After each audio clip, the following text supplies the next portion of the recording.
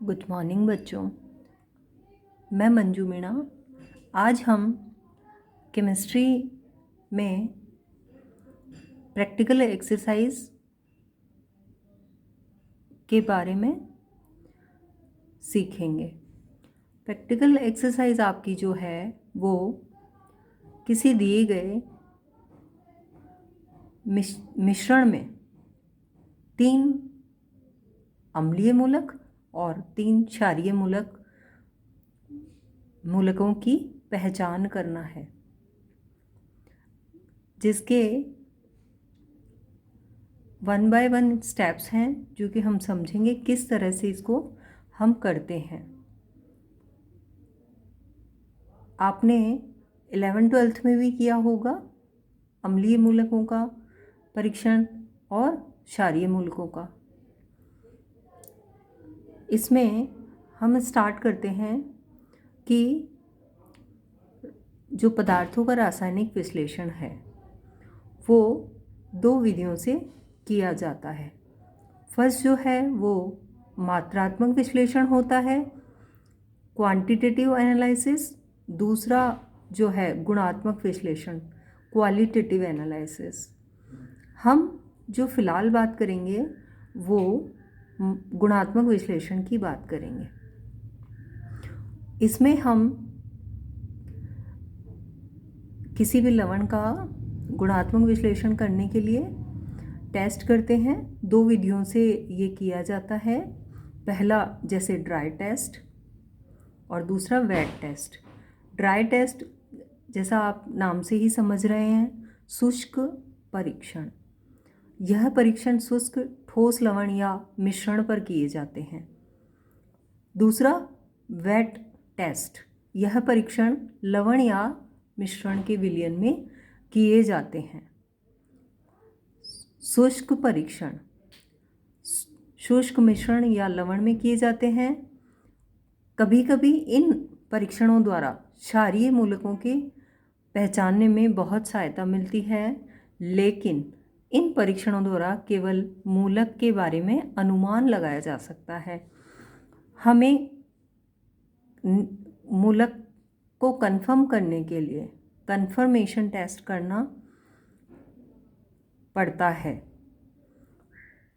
जो कि आर्द्र परीक्षण होते हैं, वो करने ही पड़ेंगे, तभी आप इसका कंफर्मेशन कर सकते हैं कि ये कौन सा मूलक हो सकता है या होगा कंफर्म।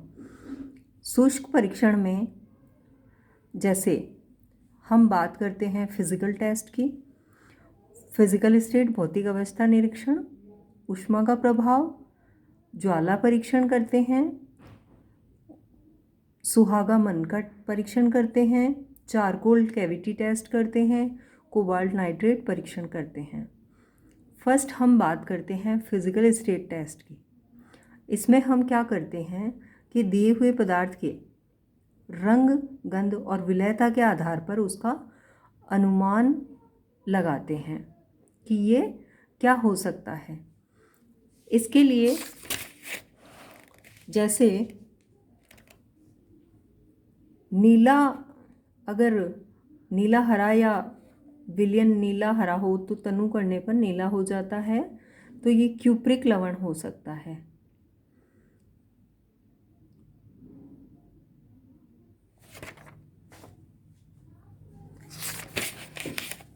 इसके बाद जैसे ये क्षारीय मूलकों की बात है जो मैं बाद में आपको बताऊंगी। इसके बाद हम ऊष्मा का प्रभाव देखते हैं।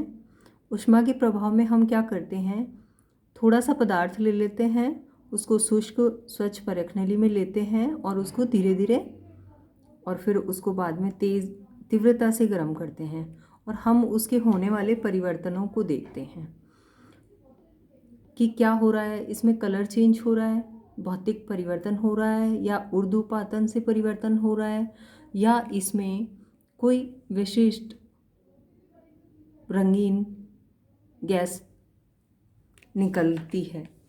तो हम इससे थोड़ा सा आइडिया लगाते हैं।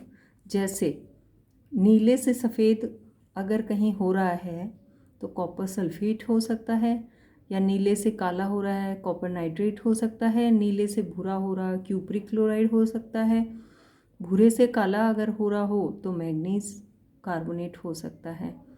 विशिष्ट या रंगीन गैस निकलती है तो हम कहेंगे कि अमोनिया की गंध के लिए, अमोनिया की अगर गंध है रंगीन गैस अमोनियम हो सकता है।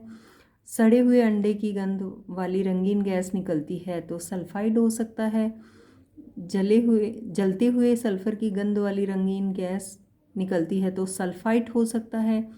रंगहीन गैस निकलती है ऑक्सलेट हो सकता है। रंगहीन गैस जो चूने के पानी को दूधिया कर दे ऑक्सलेट या कार्बोनेट हो सकता है। हल्के भूरे रंग की वाष्प नाइट्रेट या नाइट्राइट हो सकता है। बैंगनी वाष्प अगर निकलती है आयोडाइड हो सकता है। लाल भूरी निकलती है ब्रोमाइड हो सकता है।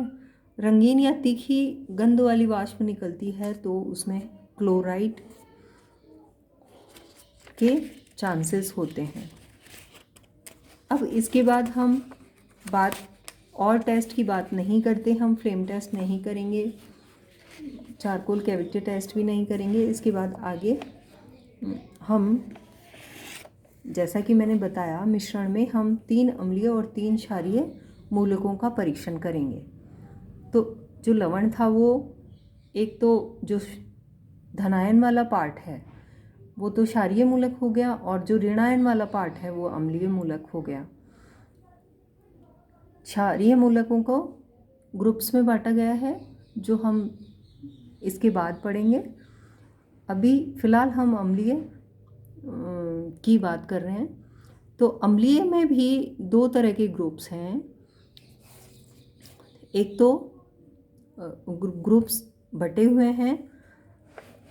फर्स्ट ग्रुप जो है वो तनु सल्फ्यूरिक अम्ल द्वारा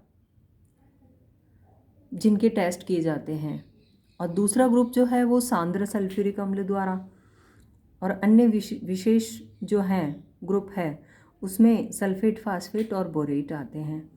तो हमें ये ध्यान रखना है अम्लीय मूलकों की पहचान करने के लिए कि सबसे पहले हम तनु H2S सल्फ्यूरिक एसिड वाले जो ग्रुप्स हैं या मूलक हैं उनको ही हम करेंगे, उनका ही टेस्ट करेंगे। जैसे कार्बोनेट है, सल्फाइड है, एसीटेट, नाइट्राइट।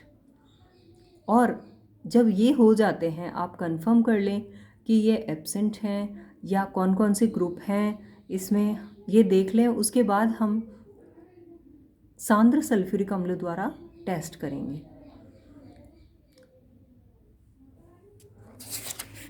इसके लिए सोडियम एक्सट्रैक्ट बनाते हैं। सोडियम एक्सट्रैक्ट क्या होता है? मिश्रण और सोडियम कार्बोनेट का 1:1:3 रेशो में लेकर एक बीकर में 15 से 20 ml उसमें आसू जल मिला लेते हैं और उसको 10-15 मिनट तक गर्म करते हैं। और उसमें जब थोड़ा पानी रह जाए उसको और थोड़ा ऐड कर देते हैं धोवन के बाद। फिर उसको फिल्टर कर लेते हैं और सोडियम कार्बोनेट के साथ गर्म करने पर मिश्रण में उपस्थित अम्लीय मूलक अपने सोडियम लवणों में बदल जाते हैं, जो जल में विलय होते हैं और छानने पर फिल्टरित में चले जाते हैं। और इस फिल्टरित से अम्लीय मूलकों का हम परीक्षण कर सकते हैं। तनु H2SO4 अम्लीय मूलकों का परीक्षण करने के लिए हम क्या करेंगे? सबसे पहले परख नली में शुष्क ठोस पदार्थ ले लेंगे, उसमें 2 ml करीब तनु H2SO4 ऐड करेंगे और फिर हम देखेंगे कि कौन कौन से इसमें मूलक हो सकते हैं, कौन कौन से अम्लीय मूलक हो सकते हैं। अम्लीय मूलक कार्बोनेट के लिए जो परीक्षण है वो कि हमने मिश्रण में तनु H2SO4 डाला तो ठंडे में रंगहीन और गंधहीन गैस CO2 तेज बुदबुदाहट के साथ निकलती है। तो इसका मतलब क्या कि कार्बोनेट हो सकता है इसमें। इसको कंफर्म करने के लिए हम क्या करेंगे, एक परखनली में जो ये गैस निकली है उसको लेते हुए चूने के पानी में प्रवाहित करते हैं, तो जो पानी है चूने का वो दुधिया हो जाता है। तो ये इसका ये कंफर्म टेस्ट है कि कार्बोनेट है। ऐसे ही गरम करने पर अगर जलते हुए गंधक जैसी गंध वाली रंगहीन दम घोटू गैस निकलती है SO2 गैस, तो सल्फाइड SO3 2- हो सकता है। इसका कंफर्म टेस्ट करने के लिए निश्चात्मक परीक्षण करेंगे। पहले अम्लीकृत पोटेशियम डाइक्रोमेट से भीगा फिल्टर पत्र ले जाने पर परखनली के मुंह पर फिल्टर पत्र हरा हो जाता है, तो ये कंफर्म टेस्ट है कि सल्फाइड है। इसके बाद गरम करने पर सड़े अंडे वाली अगर रंगहीन गैस H2S निकलती है तो सल्फाइड हो सकता है S2-। इसके लिए हम क्या करेंगे, लेड एसीटेट से भीगा फिल्टर पत्र परखनली के मुंह पर ले जाएंगे तो वो काला हो जाएगा।